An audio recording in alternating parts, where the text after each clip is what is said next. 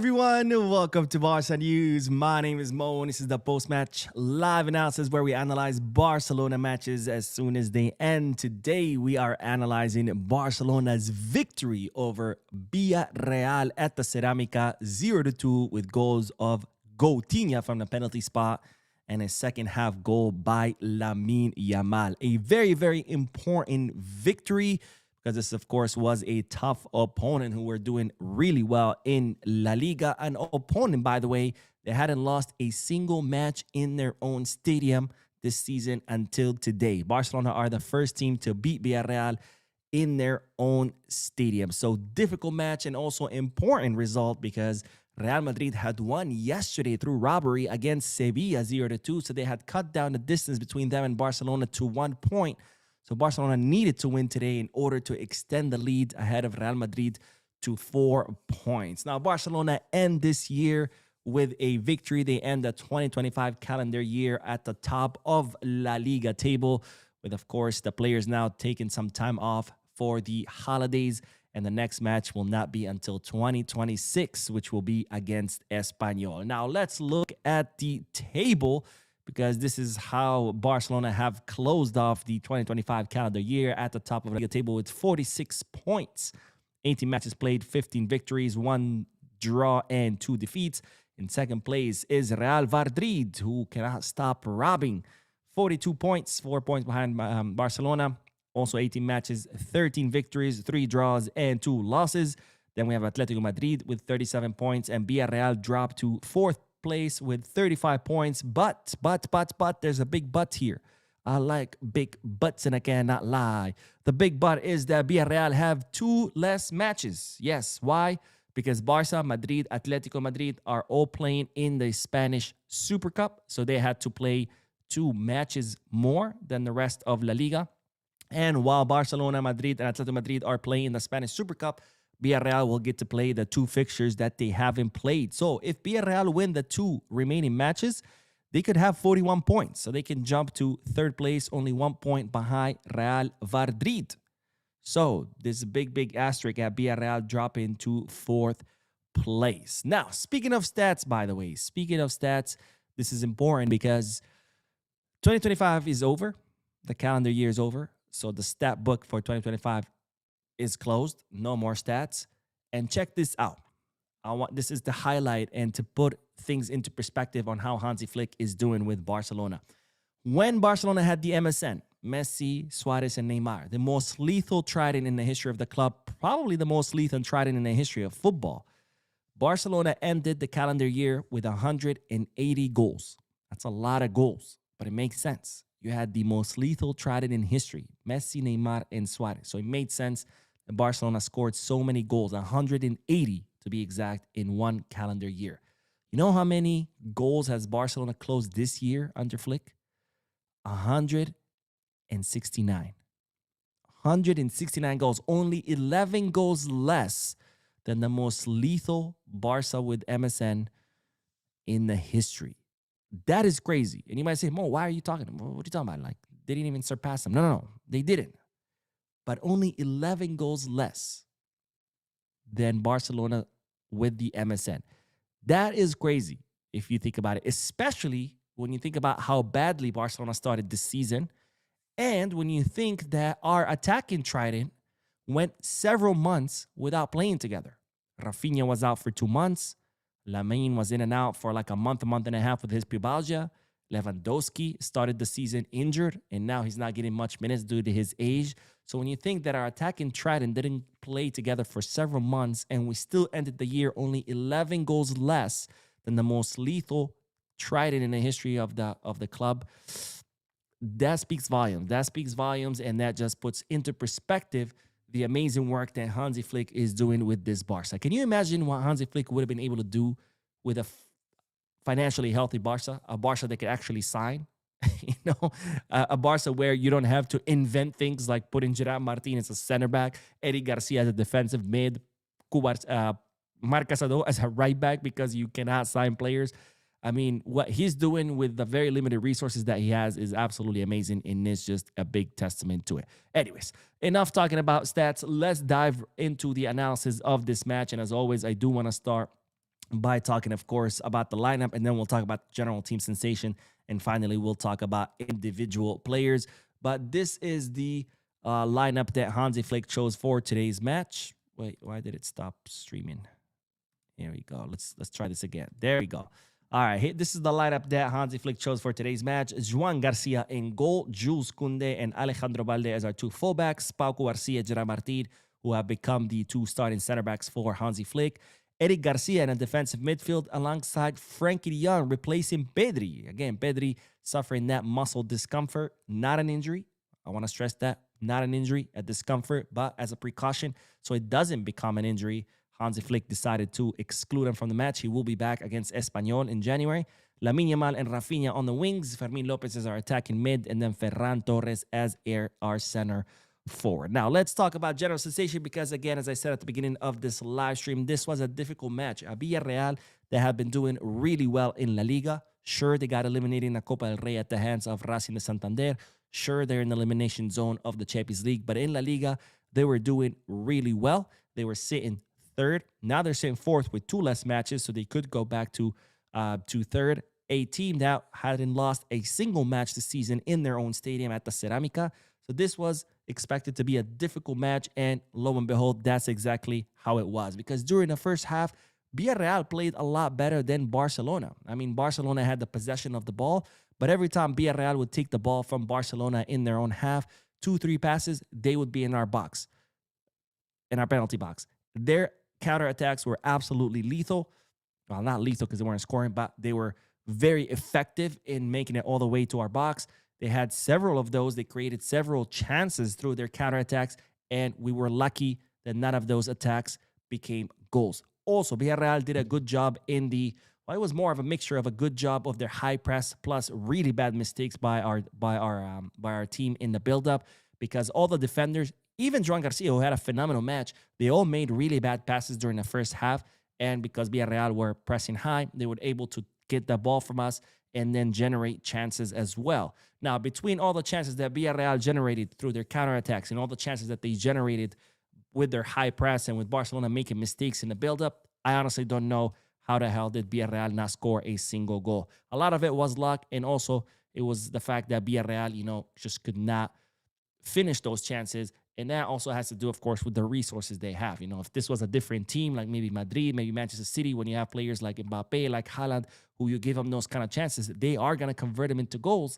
So we have to be much, much careful, because thankfully Villarreal didn't have those resources to convert all those chances, way more chances than what Barcelona created into goals. In fact, Barcelona really only had the penalty and Rafinha's hitting the crossbar. That was it for the first half. So not a good first half by Barca. A much better first half than Villarreal. And then, of course, came the penalty. Very clear penalty on Rafinha. Rafinha gets past the Villarreal defender. The defender leaves his leg extended, and his body, in a way, takes down Rafinha. The referee doesn't even have to go to the VAR. So it's a penalty for Barcelona. Rafinha does a great job in the execution, fools the goalkeeper. The goalkeeper goes to his left, and then Rafinha puts it to the goalkeeper's right or to his own left. So there goes Barcelona's goal. And then, of course, comes the 30th minute or 35th minute, and Renato Vega committing that awful foul on Lamine Yamal, and he gets a red card. Clear red, by the way. I don't think there's any discussions. I mean, Lamine Yamal gets the pass. He immediately releases the ball. So at the time of the impact, Lamine doesn't even have the ball. His back is to Renato Vega, and then Renato Vega, with his studs out on his right foot, hits Lamine Yamal's right ankle, and then Renato Vega with his left leg sweeps Lamine Yamal's left leg, taking him down. Clear red. Now, I must admit, when I saw it live, it looked a lot more serious than when I saw the replay. When I saw the replay, I saw the impact wasn't as hard as it seemed when you saw it live. But nonetheless, I think it's a red card because the intention was to hurt Lamine Yamal. I mean, it was clear that the intention was to hurt Lamine. I mean, again, Lamine didn't have the ball. His back was to Renato Vega. Renato Vega goes with his studs out and with both legs and tackles him from the back. So there's clear intention to hurt the player. So that was a clear red. Ref didn't even have to go to the VAR because the VAR probably called him and said, yeah, bro, this is a red. There's nothing to check.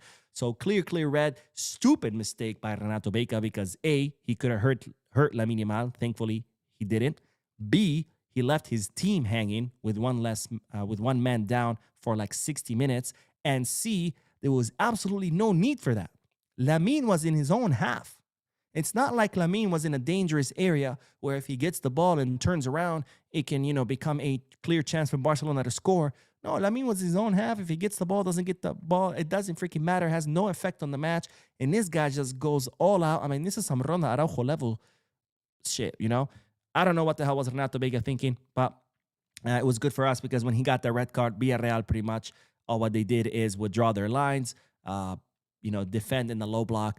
And then from there, in the second half, it was pretty much just Barcelona dominating the match. They had full possession of the ball. They were consistently attacking and attacking and attacking. Then came the second goal. Well, before I talk about the second goal, Barcelona were attacking, but they were still not as sharp. They were still just like the first half where they had possession of the ball, but they weren't really moving the ball fast enough. So they weren't really creating much chances. And this is when Flick makes some substitutions. They bring in Lewy, brings in Marcus Rashford for Fermin and for Ferran. And I think this is really when Barcelona start cooking more. This is when Barcelona start creating more danger.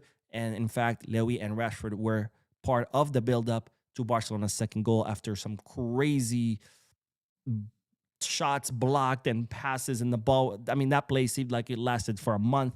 And then finally, Lamine Yamal gets the ball and buries it. And it's, Barcelona, Villarreal 0, Barcelona 2. And this is when Villarreal kind of like with being 2 goals down, they decided to start trying, they start counterattacking. And this is really where Joan Garcia shined. I mean, Joan Garcia put in some hell of a stops. It was thanks to him that Villarreal weren't able to score.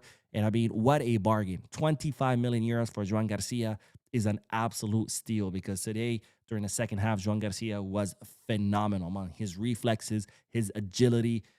I mean, he was just an absolute ninja under those posts. And thanks to him, Villarreal weren't able to score any of the goals on those counterattacks. And Barcelona won with 2 goals, 3 very important points. And we're back at the top of La Liga. Now, as players I want to mention, of course, Joan Garcia. To me, probably the MVP of the match with his saves. Is thanks to him that Barcelona go home with a clean sheet because his saves during the second half were absolutely brilliant. More players. Gerard Maldini, another good match by Gerard Maldini. There were several counterattacks by Villarreal that he was able to intercept, and they became nothing. Pretty much the danger completely this. And maybe not as good as his previous matches, but he had 2 clear saves where same thing. It was counterattacks that if Eric Garcia doesn't really intervene, then it ends up being a dangerous chance. Frankie de Jong, I really liked his match today. I think today Frankie de Jong stepped up for in the play. Could have been 2 clear chances and maybe 2 goals. Both of them really bad control by Rafinha, and he wasn't able to convert them into anything. But nonetheless, Rafinha gives you, Rafinha gives you a lot of intensity, a lot of pressure, a lot of helping with defensive duties. Great shot from outside the box that unfortunately hit the post. And of course, the penalty goal. Ferran Torres completely ghosting today, but we've gotten used to that. Ferran Torres will have 1 good match and then followed by 2-3 matches where he just completely ghosts. But people want to say that I'm the crazy one because, he's the top scorer of Barcelona. Okay, sure, but that's because Rafinha was injured for 2 months. Lamine was in and out for a month and a half, and Lewandowski's not playing much because part of it has been injury and another part because he's old. Not because Ferran Torres is our best attacker, because right now he's not. Lamine is better. Rafinha's better. Rashford's better. Lewandowski's better. Everybody's better than him in the attack. But no, he's the top scorer. Yeah, well, what good is that?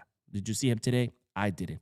Anyways, Marc Bernal getting some minutes. He had a couple of bad passes, but besides that, we really see the intelligence, the poise, the elegance of Marc Bernal when he's on the ball, and he's slowly regaining his competitive form, and I can't wait for him to be fully back because I think Marc Bernal is the future of Barcelona's teams back as they start late in the Netherlands.